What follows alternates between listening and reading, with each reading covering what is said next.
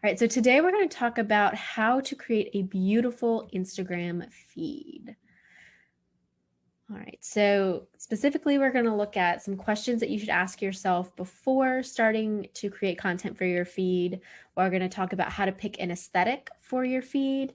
Then we're going to talk about actually creating your content, and I'm going to give you some of my favorite tools to use to preview and schedule my Instagram content. So that's what we're going to talk about today. Let's get started.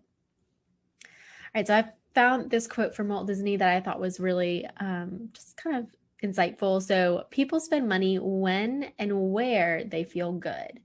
And so I like to think of that in regards to Instagram in the sense of people want to feel good when they come to your feed, right? So whatever message you are sharing, whatever you are creating and putting out into the world on your feed, you want to make sure that you are creating something that will make the people that you want to attract to your feed feel good when they arrive there.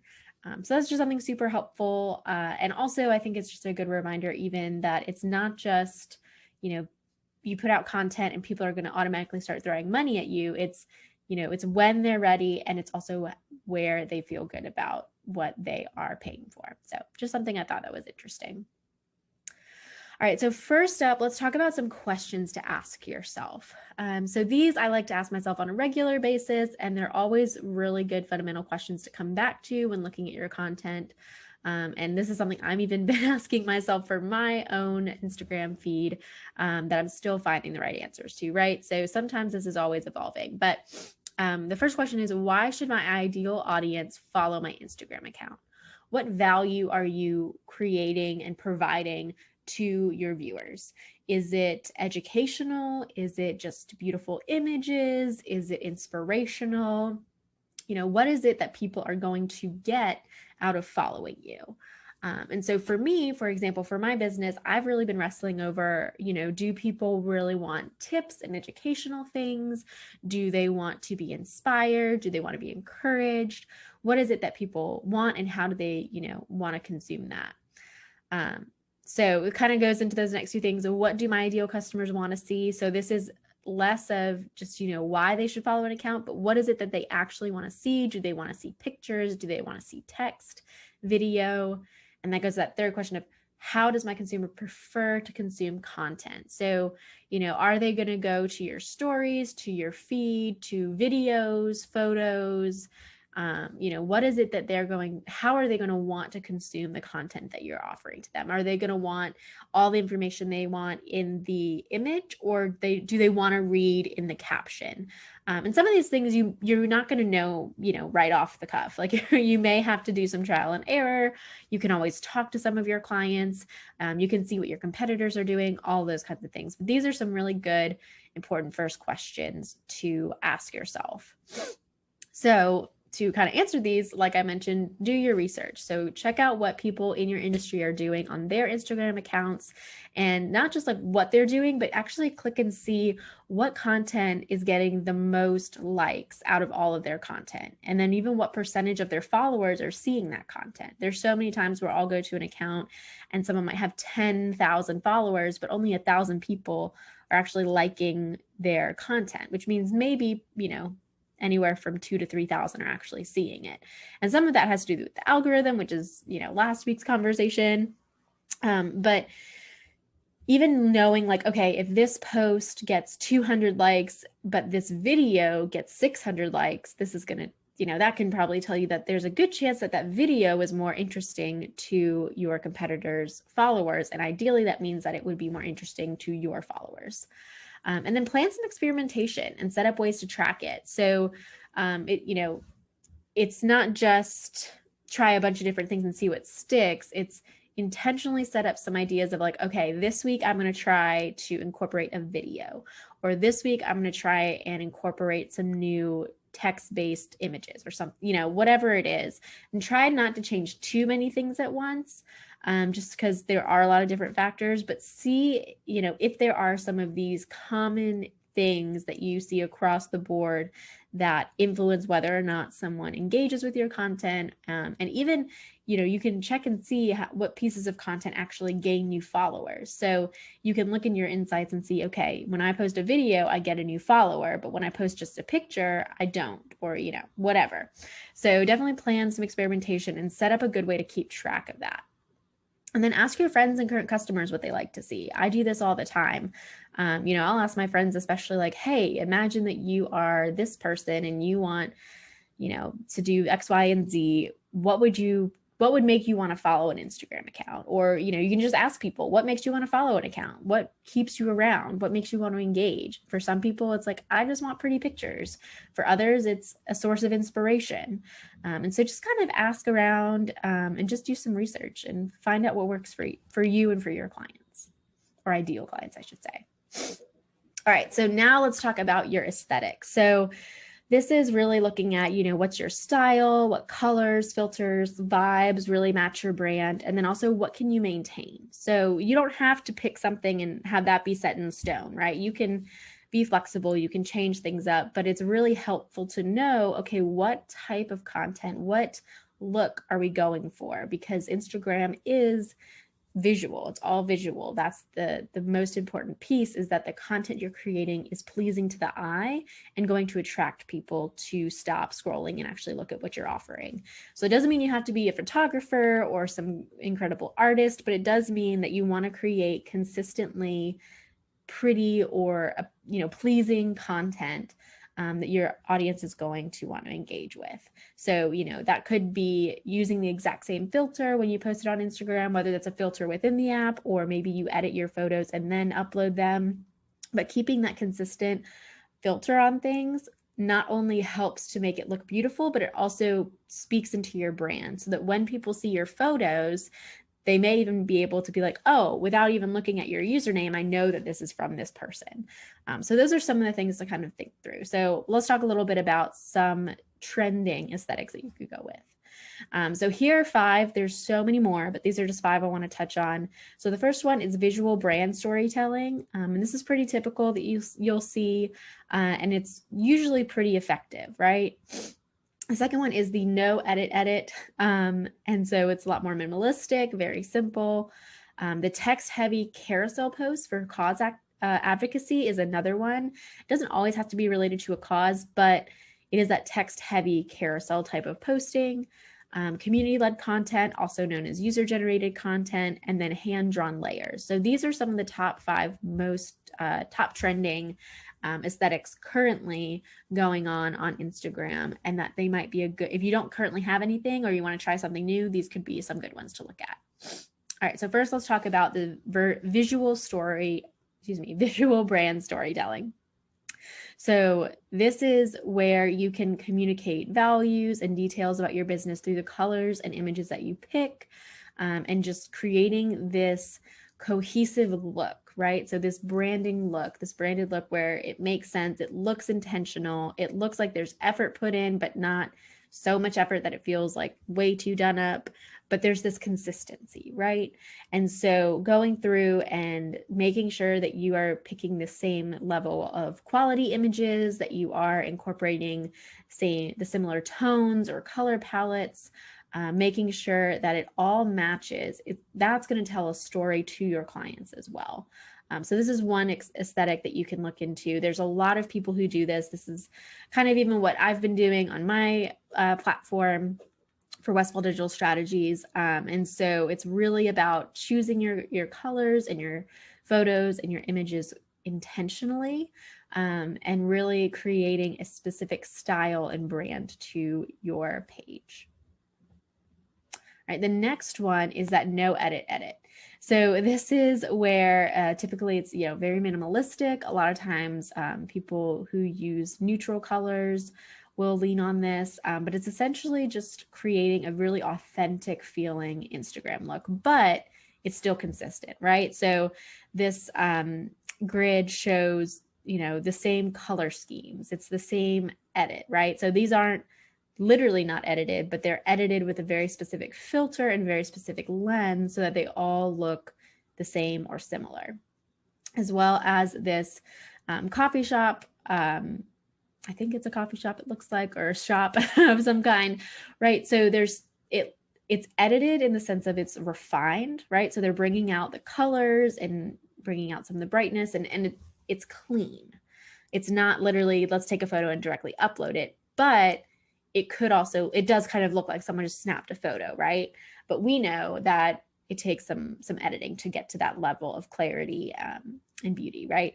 So that's one option that can be really helpful. And a lot of times this is great if you, maybe don't have a lot of editing skills. You can pick maybe some filters, like preset ones, and just run everything through that. Or if you really just want to stick to a very simple, minimalistic kind of look. But these are really great for people who want to promote authenticity and really helping to build that trend of being authentic on Instagram. All right, let's talk about this third one, text-heavy images. This is something I've been wanting to play around with for my business because I, create a weekly blog and do these weekly webinars. There's so much information and it just doesn't all fit into a caption well. So these are really great though for nonprofits or any kind of advocacy work because you can create and put a lot of important and good content on these images that then people can swipe through, right? So again, it doesn't have to be cause-based, but it's usually good for someone who is looking to provide some kind of educational content. So text heavy, these are created in Canva most likely. And if these ones aren't, you definitely can create them in Canva. And it's just a matter of sitting down and actually thinking about what type of text you want to put together and things like that. The important thing though to know is, thinking for your grid. So if this is a main way that you want to create content for your grid, you're going to want to think about how it'll all look together because you also don't want it to be too overwhelming, right? So these designs are very well done, but they're not overpowering, right? So they're sticking to a few very simple neutral colors. They're using differences in, bolds and italics and some color changing to talk about the specific things that they want to highlight, but there's not a lot of extra stuff, right? So that's a key piece with these is making sure that whatever you're creating, it is easy to read and to understand. And these can typically take a little extra time too, depending upon what you're writing about, because you want to make sure that you proofread everything, that not only does it look good, but that all of it makes sense, that there's no grammatical or spelling errors or anything like that, which you want for all of your content, right? But especially if it's going to be, bold and at the front of, your feed and just kind of where people can really take the time to scroll through it. It can be really easy to, let these things kind of slide. So that's just something to think through. This is something I've been wanting to do with my business. So as soon as I can sit down and get myself to actually think about and create and write these, that's my goal, but only so many hours in a day, right? Okay, so this next one is user-generated content or community-led content. This is not a new concept by any means, but if this is kind of what you're going for, a lot of times it's great for products. And another nice thing about this is it shows people actually using it, right? So it's not just you promoting your product, but it's saying, hey, look at all these people who are creating and promoting your product as well. And you get all these different aesthetics to your grid, right? So, there's different ways that people will take photos, take videos, all these different things. And so you kind of get to showcase your customers as well, which is really fun. Plus, when they share content like this and you post it to your feed, you can tag them and should be tagging them because, giving them credit for it. And then you get access to their whole network, right? So if it's likely, like this is Lush, I believe. And so, if Lush posted my photo, I would definitely be sharing it on my Instagram, right? And so anyone who maybe hadn't seen my post originally when I posted it, maybe they'll see this and it'll be really fun and cool, right? So there's opportunities there. That's really great. But this can get tricky in the sense of just like making sure that you're collecting the images, right? So thinking about, okay, how am I going to get people to post about this on Instagram?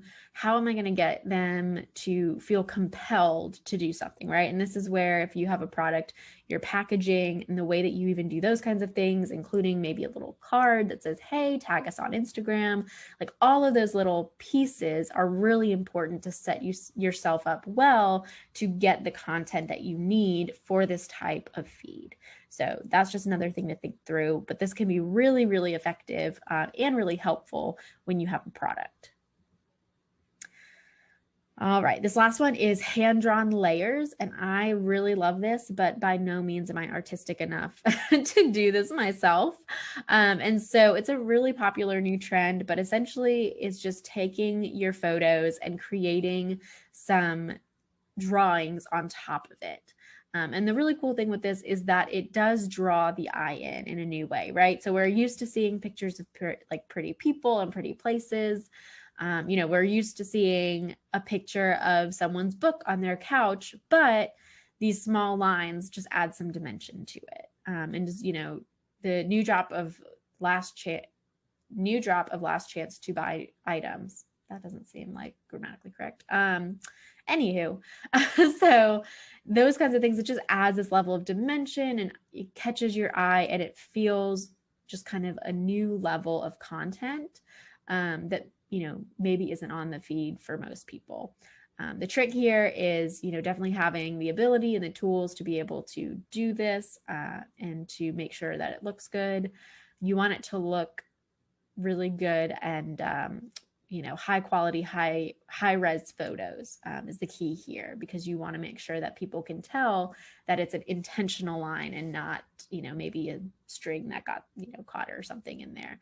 I've just seen a lot of different types of people attempting these things. So this one's really cool, definitely super interesting, and can be a fun way to spice up a typically maybe, kind of plain photo, right?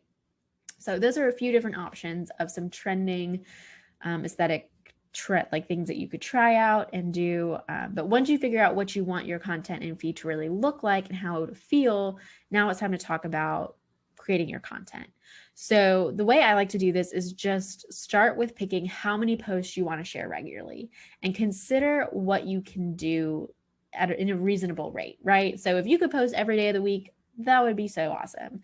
That is very rarely going to be a realistic expectation and goal, especially if you are, working for like by yourself. If you're a solopreneur, or if you even have like a small team, it can be really daunting, especially if you haven't gotten a good rhythm in place already to try to create content every day. So pick an amount and a cadence that you can sustain. And start there. So maybe it's 3 times a week, maybe it's 5 times a week, maybe it's once a week, whatever it is, pick that cadence and stick with it for a little while until you get into a solid rhythm and you feel comfortable adding more into it. The next thing to do that I highly, highly recommend is to batch create your content. So I've talked about this in the past, but want to kind of touch on it again. So what I like to do for my business and for my clients is I will sit down typically the second or third week of the month. So like this week, for example, I outlined the content I want to create for a specific client of mine.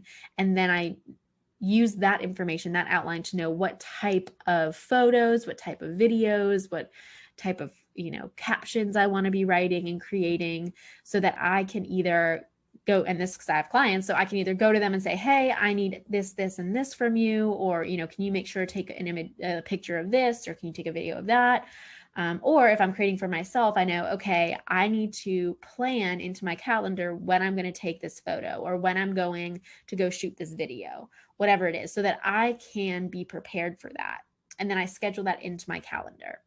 And so sometimes what will happen, which is really nice, is I already have the photos, I already have the videos, and I sit down, I create my content outline, and then I can just create the content for a few weeks at a time. And that can be really helpful. One, it just takes that off your plate so you can kind of not think about it for a few days or for a week, maybe, depending upon how far out you go into planning.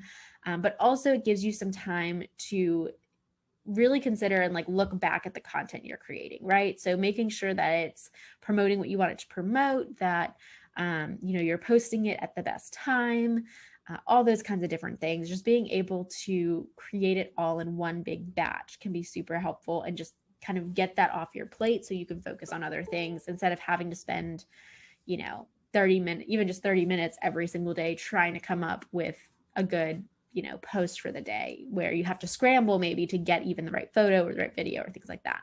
So that's really helpful and a key piece of creating content. So some very practical things you can do. Start by picking 3 topics or themes that you want to make sure you include on your feed. So maybe you write a blog post every week, and so you want to promote that. And then maybe you want to do something that's encouraging or inspirational. And then maybe you want to do some kind of personality post, right, where people get to know you, and it's not just you promoting your business. I like to try to keep it that like kind of 1-to-2 ratio at least, of having like one promotional, like really salesy kind of post, and then having 2 or more, ideally more, posts in between that maybe are still promoting a service or something that I'm doing, but not as blatantly, right? So something that maybe is going to be purely educational and purely serving the audience, as opposed to having any kind of like benefit to me seemingly. And then just outline them, make a list of what you need.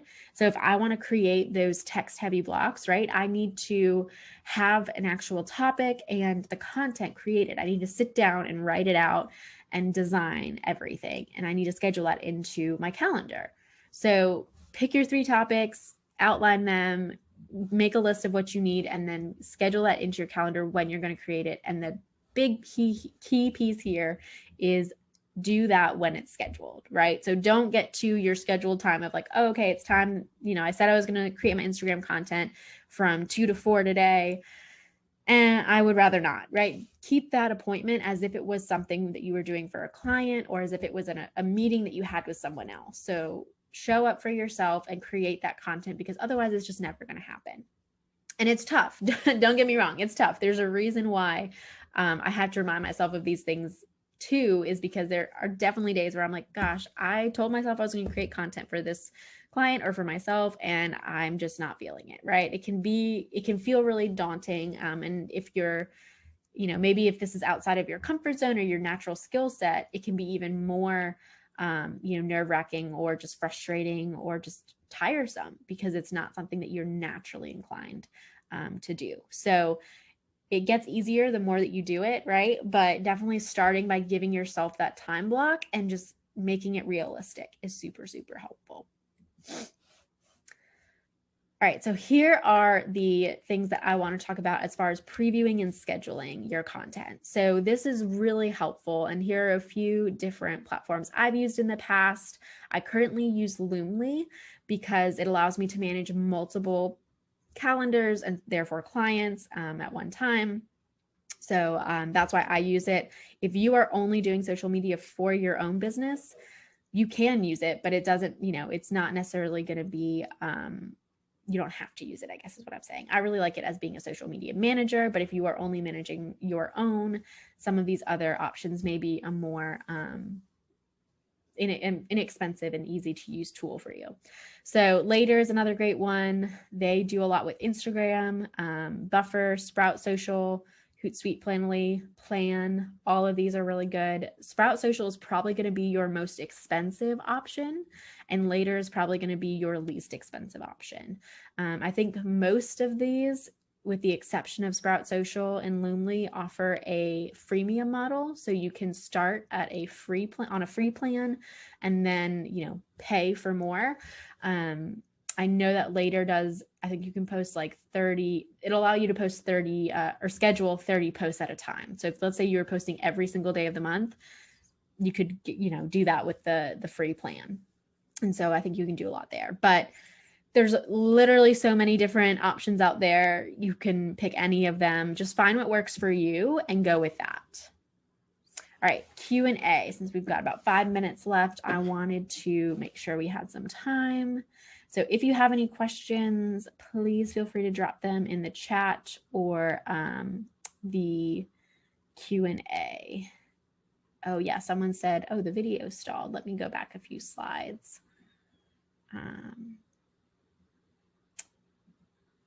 let's see. Let me know if this is the right one.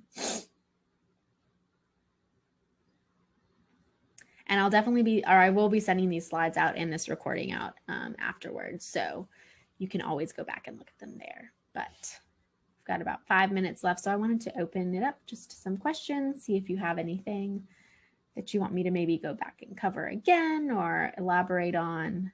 And if not, that is all right as well.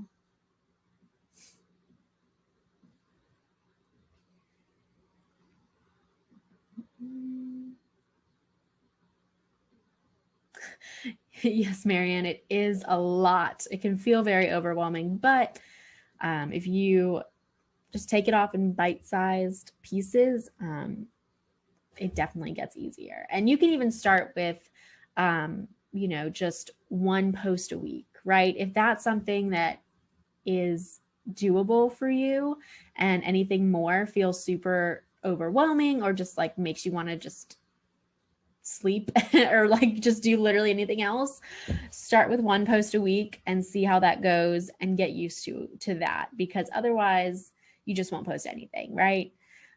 So definitely can be a lot. All right, let's see. Another great question. How important is it to maintain a common look or theme for your grid these days? I would say it really depends upon your, like, on your audience. So if you're focused on, you know, some maybe Gen Z and millennials, it may not, like, people really want authenticity. But I think that at the end of the day, most people are going to respond really well to a well-maintained feed. So maybe it's not necessarily just the like color scheme, but does it look like the feed is well maintained? Does it match your personality and your style? All those kinds of things. So, you know, it depends upon too, like what your brand is. So if your branding is very clean and sleek, it wouldn't feel right and the same for your feed to be chaotic and messy, right? But if your part of your brand is, you know, kind of chaos and mess and all that kind of stuff, then it's right on track. You know, it wouldn't make sense for that type of brand to then have a very sleek looking feed. You know, if your brand is very minimalistic, but your feed has a lot of just stuff that feels very cluttered or just over the top, that also, you know, doesn't connect. So it's more so about connecting to your greater like brand and brand strategy than it is about it just looking the same or having a specific theme. So they kind of will end up, when you do, you know, according to your brand, it'll typically end up looking like it has a theme and like a common look. But it's definitely not like the end all be all.